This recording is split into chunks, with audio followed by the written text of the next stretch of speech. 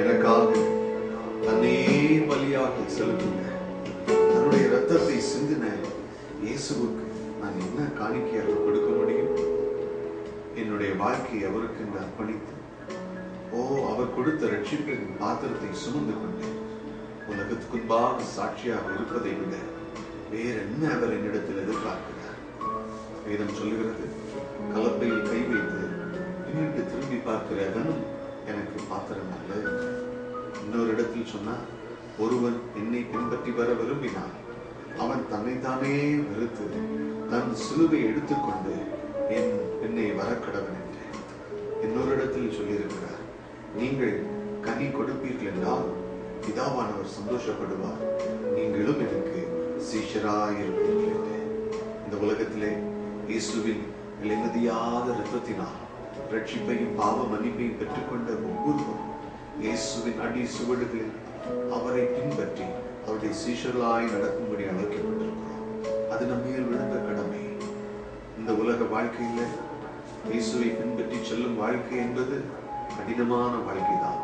பிரச்சனைகள் உண்டு, கஷ்டங்கள் உண்டு, அவமானங்கள், நிந்தனைகள் உண்டு, நெருக்கடிகள் உண்டு.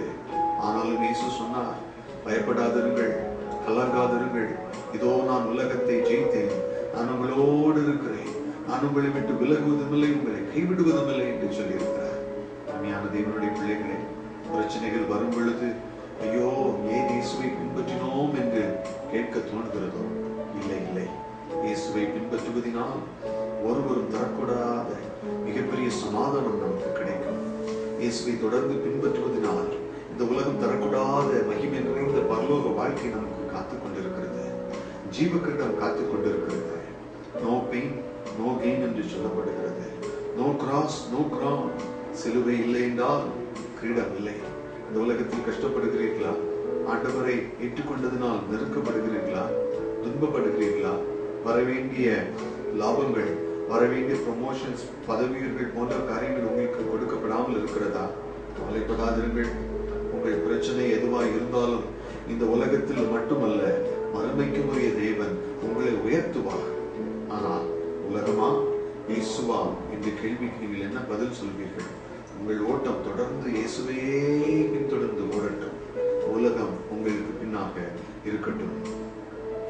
உலகம் என் பின்னே, சிலுவை என் முன்னே.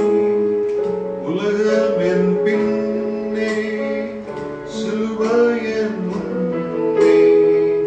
உலகம் என் பின்னே, சிலுவை என் முன்னே. பின்னோக்கி நான்